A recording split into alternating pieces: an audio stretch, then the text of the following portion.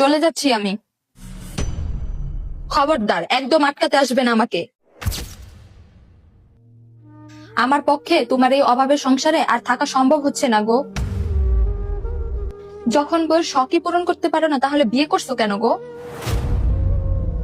আমি পারবো না তোমার এই অভাবের সংসারে আর থাকতে। আমি চলে গেলাম।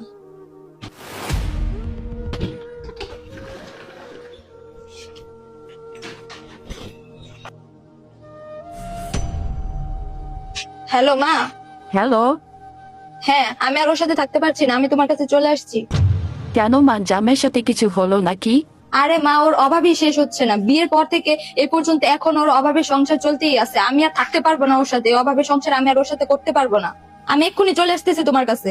দাঁড়া, তোর এখানে আসার কোনো দরকার নেই। তুই ওইখানেই থাক তোর স্বামীর সাথে। শুনে রাখ, তোর বাবা যখন খারাপ সময় ছিল তখন তোর বাবার পাশে আমি ছিলাম। তোর বাবার পাশে যদি তখন আমি না থাকতাম, তাহলে তুই তো তখন অনাথ হয়ে যেতি। আর আমার মনে হয় স্বামী খারাপ সময়ে প্রত্যেকটা মেয়েরই উচিত তার স্বামীর পাশে থাকা। আর শোন, বাপের বাড়িতে মেয়েরা তার স্বামীর নিয়ে আসলেই বেশি ভালো লাগে। যা মা, মাথা ঠান্ডা করে তোর স্বামীর কাছে ফিরে যা। আর একটা কথা সবসময় মনে রাখবি, প্রত্যেকটা পুরুষের সফলতার পেছনে তার নারীরই হাত থাকে।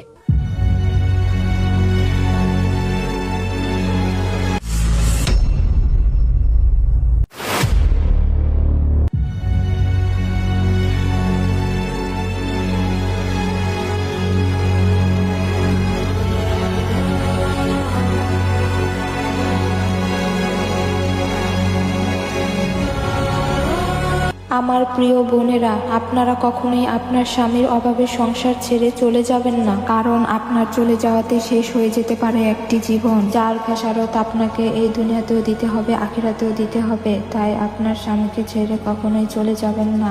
যে নারী শূন্য পকেটে তার স্বামীর পাশে থাকে, একমাত্র সেই নারী প্রকৃত স্ত্রী হওয়ার যোগ্যতা রাখে।